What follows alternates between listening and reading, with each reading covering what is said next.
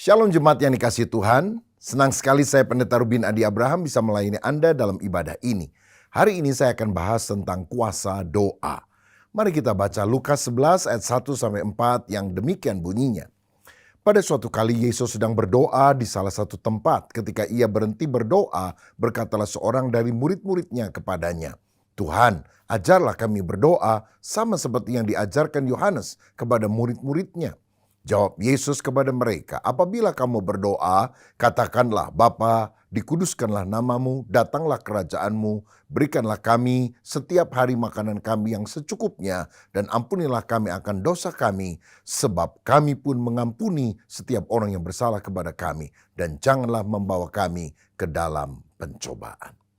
Saudara, ayat yang kita baru baca adalah doa yang diajarkan Yesus kepada murid-muridnya termasuk kita yang seringkali disebut sebagai doa Bapa kami.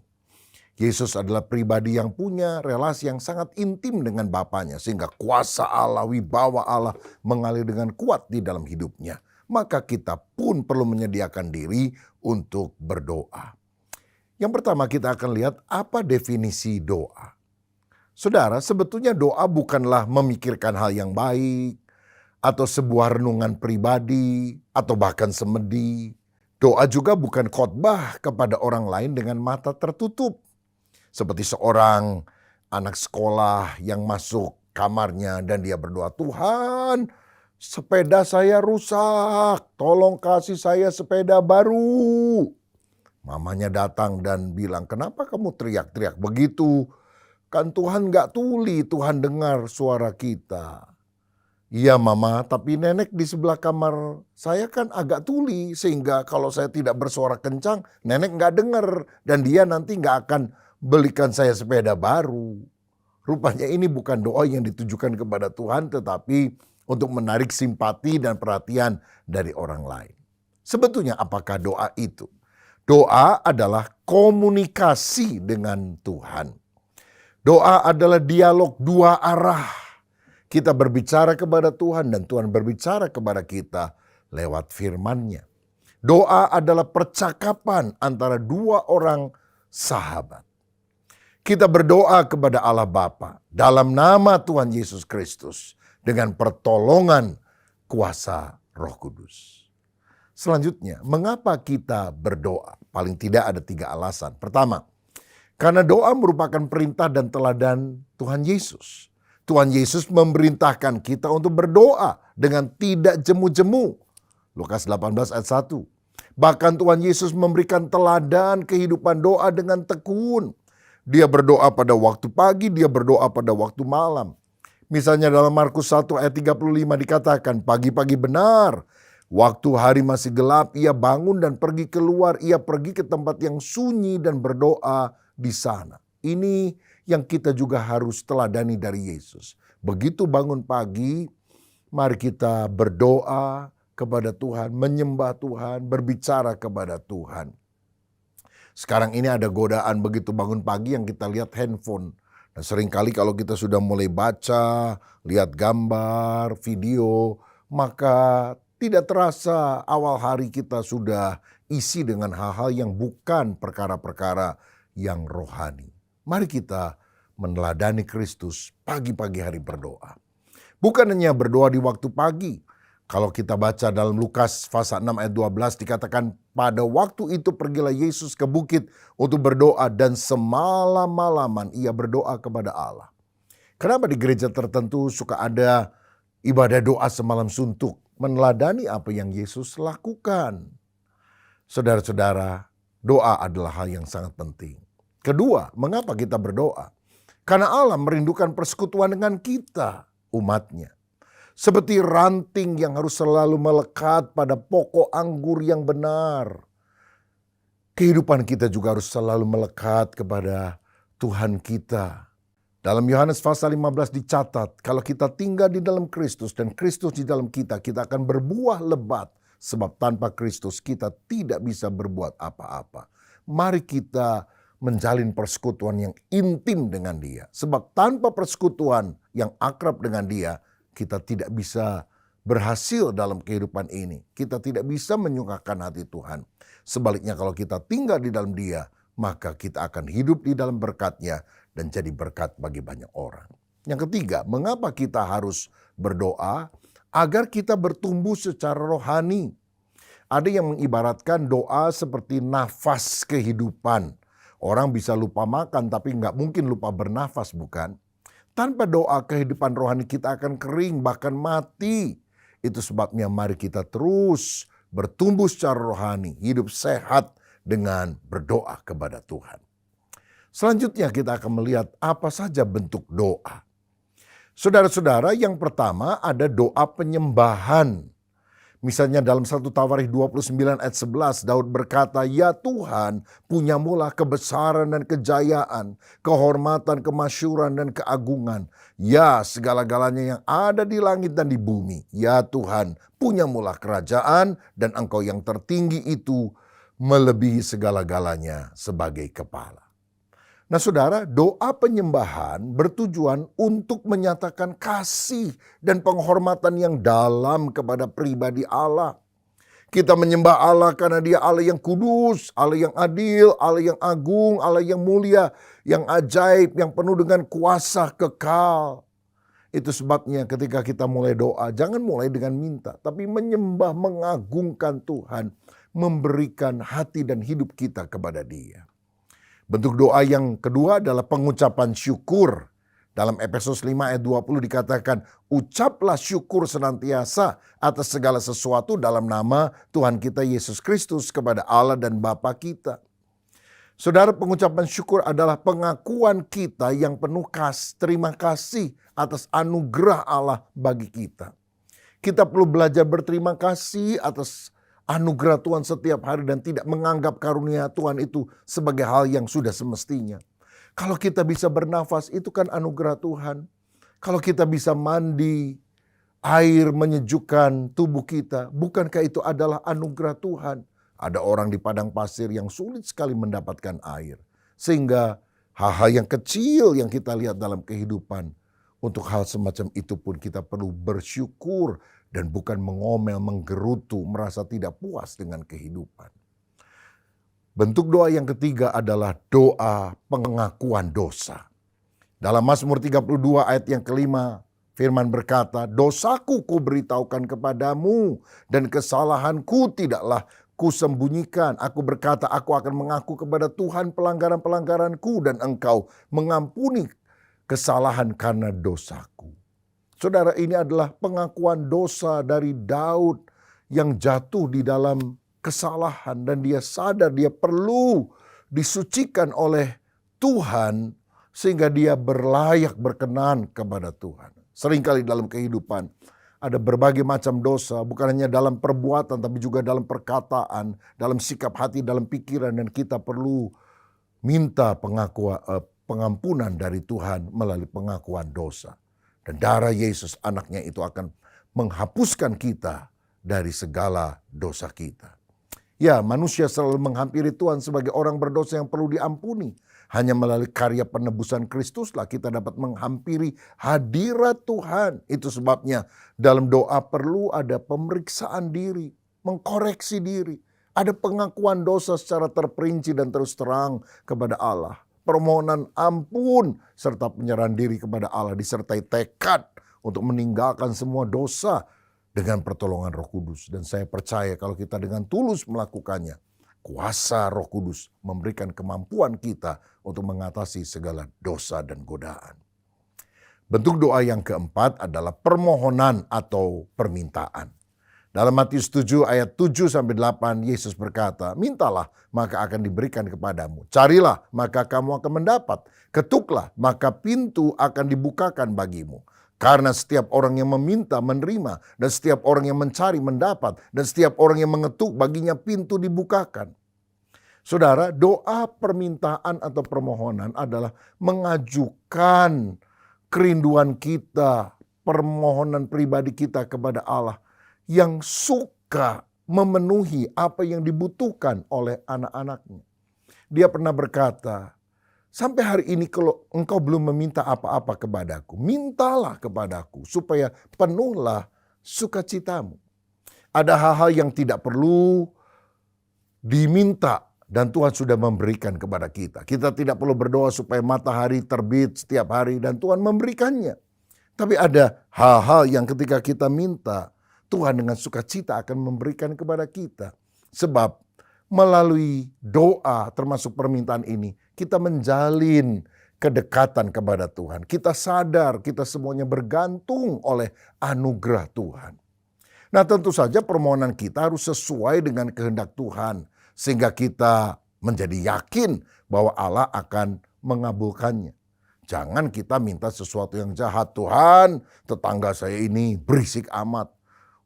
Anjingnya menggonggong keras banget. Bikin mati tuh anjing-anjing. Wah, saudara-saudara, ini adalah doa yang jahat dan tidak berkenan kepada Tuhan. Tapi kalau kita berdoa supaya ada berkat Tuhan bagi tetangga kita, bagi keluarga kita, supaya mereka diselamatkan, saya percaya Tuhan mengabulkan doa kita. Walaupun ada proses untuk menerima janji Tuhan itu. Mari doakan perkara-perkara yang baik, karena Allah yang kita sembah adalah Allah yang penuh kasih karunia dan rahmat. Bentuk doa yang kelima adalah doa syafaat. Kalau kita baca dalam Alkitab, 1 Timotius pasal 2 ayat 1 dikatakan, pertama-tama aku menasihatkan, naikkanlah permohonan, doa syafaat, dan ucapan syukur untuk semua orang. Saudara, Tuhan ingin agar kita bukan hanya doa bagi diri sendiri, tetapi doa syafaat bagi orang lain. Bahkan sebetulnya kita harus lebih banyak mendoakan kebutuhan banyak orang daripada diri sendiri. Kalau diri kan cuma satu orang, tetapi orang lain kan sangat banyak.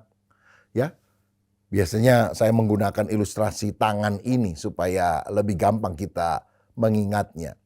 Saudara, jadi kalau kita berdoa, ada jempol yang dekat dengan hati, doakan orang yang dekat dengan hati kita.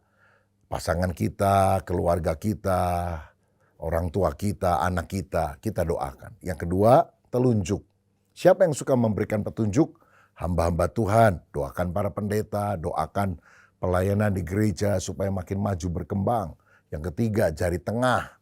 Ini jari yang paling tinggi. Siapa yang paling tinggi di negara kita? Pemerintahan. Doakan presiden, wakil, para gubernur, dan semua aparat di pusat dan daerah. Dan juga doakan bangsa negara Indonesia supaya terus bertumbuh maju oleh anugerah Tuhan. Jari keempat adalah jari manis, tapi ini juga disebut sebagai jari yang lemah. Sebab kalau kita rekatkan semua telapak tangan dan tekuk bagian jari manis, yang jempol bisa dibuka, telunjuk dibuka, bagian jari tengah bisa dibuka, kelingking bisa dibuka, tapi jari manis nggak bisa dibuka, saudara. Nah, ini mengingatkan kita juga berdoa untuk orang-orang yang lemah. Lemah rohaninya, undur dari Tuhan, orang yang sakit, tubuhnya, mentalnya, kita doakan supaya mereka juga dipulihkan oleh Tuhan. Baru yang terakhir kelingking yang paling kecil. Siapa? Doa untuk kebutuhan diri. Dan kalau saudara perhatikan ilustrasi tangan ini, doa bagi keluarga, doa bagi hamba Tuhan dan pekerjaan Tuhan, doa bagi pemerintah bangsa negara, doa bagi orang-orang yang lemah. Ini kan semua doa syafaat, doa bagi orang lain. Baru yang terakhir, yang terkecil, doa bagi diri kita sendiri. Jangan kalau doa, saya, aku, Tuhan, rumahku, keluargaku, mobilku supaya bagus, rumahku, anjingku, kucingku. Waduh, saudara. Doa jangan egois, doa harus memikirkan orang-orang lain. Saya percaya mendoakan orang lain adalah tanggung jawab rohani yang tidak boleh kita abaikan sebagai orang Kristen. Dalam doa syafaat kita menjadi perantara. Artinya kita berdoa untuk orang lain bersama-sama dengan imam besar agung kita yaitu Tuhan Yesus Kristus yang hidup senantiasa untuk menjadi pengantara bagi kita. Ibrani 7 ayat 25. Saya teringat ketika Tuhan akan membinasakan Sodom dan Gomora. Abraham berdoa kepada Allah dan Alkitab mencatat, maka Allah ingat kepada Abraham dan dilepaskannyalah Lot dari Sodom. Yang Tuhan ingat bukan Lot, yang Tuhan ingat Abraham. Lalu yang ditolong, yang dilepaskan adalah Lot. Ini Berarti kita bisa berdoa untuk anggota keluarga kita yang jalannya sesat, yang belum percaya kepada Tuhan. Tuhan, jangan biarkan murka-Mu tertimpa atas mereka. Tetapi biarlah mereka mengenal kasih Tuhan. Ingatlah hamba-Mu ketika hamba-Mu sungguh berdoa supaya orang-orang lain yang aku kasih diselamatkan. Ini seperti Abraham berdoa syafaat bagi Lot. Dan Tuhan bisa mendengarkan doa demikian. Oh, puji Tuhan. Selanjutnya, bagaimana sikap doa yang kita bisa lakukan? Yang pertama ini tentu meliputi sikap jasmani atau tubuh kita. Nah, Alkitab memberikan macam-macam petunjuk. Doa itu bisa berdiri atau duduk. Kadang kita bisa berlutut atau bertelut kepada Tuhan. Kadang kita juga bisa berdoa sambil berjalan. Atau kalau saudara nyetir mobil sendirian, lalu kita mulai nyanyi lagu-lagu rohani dan kita mulai berdoa, Tuhan terima kasih Engkau baik memimpin perjalanan sepanjang hari ini. Tuhan Engkau tahu aku punya pergumulan ini, berikan pertolongan. Saudara bisa sambil nyetir juga berdoa. Makanya doa itu bukan lipat tangan, pejamkan mata. Lah kalau nyetir kan nabrak saudara sekalian. Doa adalah komunikasi dengan Tuhan.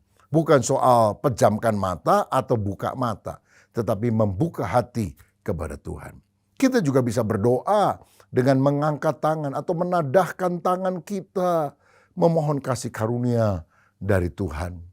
Kita juga bisa bersembah sujud kepada Tuhan sebagai rasa hormat kepada Dia, atau bahkan merebahkan diri, jatuh tersungkur di atas tanah, atau macam-macam cara yang lain, saudara sekalian. Ya, jadi ini yang kita bisa lakukan, bisa doa sambil duduk, sambil berjalan. Dan kalau saudara kadang-kadang doa lalu ngantuk, nah saudara boleh praktekkan, saudara bisa berdiri lalu bisa berjalan sambil di dalam doa itu tetap engkau melanjutkan permohonanmu kepada Tuhan. Atau kalau saudara suka olahraga pagi, sambil berjalan saudara juga bisa mengisinya dengan berdoa. Mungkin sekali-kali bisa mendengar melalui headphone lagu-lagu rohani dikumandangkan. Tapi hati kita terangkat kepada Tuhan, menyembah Tuhan, mengagungkan Tuhan. Itu adalah cara doa secara jasmaniah melalui anggota tubuh kita. Tetapi yang lebih penting adalah sikap yang kedua, yaitu sikap rohani, sikap hati yang lebih penting daripada apa yang fisik kita bisa nyatakan. Doa itu harus dengan hati. Hati semacam apa? Yang pertama adalah hati yang rendah. Berbahagialah orang yang rendah hatinya, yang miskin di hadapan Tuhan. Jangan berdoa sambil menyombongkan diri, menyombongkan kesalehan dan jasa kita seperti orang Farisi yang berkata, aku orang baik, bukan pencuri, bukan penipu, aku bayar perpuluhan dan aku nggak sama seperti pemungut cukai yang ada di belakang. Bayangkan doa sambil nuding-nuding orang, gimana doanya bisa dikabulkan oleh Tuhan? Kita harus merendahkan hati karena kita sadar kalau kita minta, kita datang kepada Raja di atas segala raja. Sedangkan kita hanyalah debu tanah yang hidup oleh anugerah Tuhan. Saudara sekalian, selanjutnya kita juga harus berdoa dengan hati yang tulus. Bukan untuk dilihat orang, bukan untuk pamer. Ada orang kalau doa inginnya di persimpangan jalan menurut Matius pasal yang ke-6 ayat 5 dan 6. Supaya dilihat oleh orang. Kelihatannya hebat. Saudara sekalian, hati yang tulus. Bukan untuk dilihat manusia, bukan untuk pamer. Tapi supaya kita sungguh-sungguh bisa berkomunikasi dengan Tuhan. Kemudian kita juga harus punya hati yang percaya. Yakobus 5 ayat 16, ayat yang terkenal tentang doa dikatakan, doa orang yang benar bila dengan yakin, dengan percaya didoakan, akan besar, akan sangat besar kuasanya. Makanya kita doa itu jangan dengan ketakutan, kekhawatiran. Nangis, boleh nangis menunjukkan isi hati. Tapi nangisnya bukan karena ketakutan, bukan karena khawatir. Nangisnya itu karena percaya Tuhan lebih besar dari segala masalah kita. Jadi yang penting ada iman. Berikutnya kita juga harus berdoa dengan hati yang mengampuni. Dalam Markus 11 ayat 25 dikatakan, dan jika kamu berdiri untuk berdoa, ampunilah dahulu sekiranya ada barang sesuatu dalam hatimu terhadap seseorang, supaya juga Bapamu yang di sorga mengampuni kesalahan-kesalahanmu. Sebelum kita doa, periksa diri dulu. Kalau ada kepahitan, kejengkelan, bereskan dulu. Kalau enggak, doa kita terhambat, doa kita terhalang. Terutama suami dan istri, jangan ribut terus, mesti sehati. Kalau kompak sehati, dua orang di dunia sepakat minta apa saja, permintaannya akan dikabulkan oleh Bapa yang di sorga. Selanjutnya kita akan lihat apa manfaat doa. Ada beberapa hal. Yang pertama, doa adalah kunci untuk mengatasi segala masalah dalam kehidupan. Dalam Matius 17 ayat 20 dikatakan, sesungguhnya sekiranya kamu mau punya iman sebesar biji sesawi saja, kamu dapat berkata kepada gunung ini, pindah dari tempat ini ke sana, maka gunung itu akan pindah dan tak akan ada yang mustahil bagimu. Saudara, kalau kita berdoa dengan iman, gunung masalah akan pindah. Doa adalah kunci untuk mengatasi segala masalah dalam kehidupan. Masalah keuangan, masalah keluarga, masalah sakit penyakit, masalah-masalah yang lain. Bawa semuanya kepada Tuhan di dalam doa.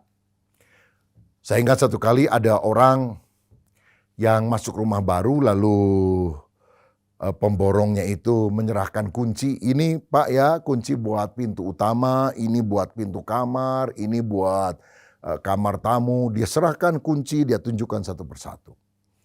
Lalu pemilik rumah yang baru ini bilang, waduh banyak banget kuncinya ya. Bingung juga nih kalau saya harus bawa begini banyak kunci. Oh tenang Pak, katanya. Karena saya sudah siapkan satu kunci saja yang disebut sebagai master key, kunci utama. Bapak cuma bawa kunci ini saja. Karena dengan master key ini, Bapak bisa membuka semua pintu yang ada di rumah ini. Saya mau bilang, doa adalah master key untuk membuka semua masalah-masalah yang ada. Dan engkau akan menemukan jalan keluar, jawaban dari Tuhan. Yang kedua, manfaat doa adalah doa akan menyebabkan kita dipenuhkan dengan Roh Kudus. Dalam Lukas 11 ayat 13, Yesus berkata, jadi jika kamu yang jahat tahu memberi pemberian yang baik kepada anak-anakmu, apalagi Bapamu yang di sorga, Ia akan memberikan Roh Kudus kepada mereka yang meminta kepadanya. Saudara minta Roh Kudus. Roh Kudus adalah pribadi ilahi, kuasa Allah yang akan menjamah kehidupan kita. Kalau Roh Kudus turun dalam hidup kita, urapan Allah mengalir dalam hidup kita. Kita akan dipakai menjadi pelayan Tuhan yang sungguh-sungguh berdampak menjadi berkat bagi banyak orang. Karena itu berdoa, minta Roh Kudus turun, mengurapi kita senantiasa. Yang ketiga, doa mendatangkan mujizat Allah. Saudara ingat bagaimana Petrus pernah berdoa dan membangkitkan Tabita atau Dorcas? Begitu juga dengan Yesus. Dia menengadah ke langit lalu berkata dengan iman, Lazarus, bangkitlah, keluar dari kuburan. Dan Lazarus yang sudah mati 4 hari, keluar dari kuburan, hidup kembali. Jadi doa bisa mendatangkan mujizat Allah. Kalau engkau percaya hari ini kesembuhan bisa terjadi dalam hidup saudara. Jawaban Tuhan bisa diberikan kepada saudara. Karena Tuhan mendatangkan mujizat. Mujizat artinya sesuatu yang tidak mungkin dikerjakan oleh manusia. Tapi Allah sendiri yang mengerjakannya ketika kita berdoa kepada Dia dengan segenap hati. Apa manfaat doa? Yang keempat, doa adalah perlengkapan senjata dalam peperangan rohani.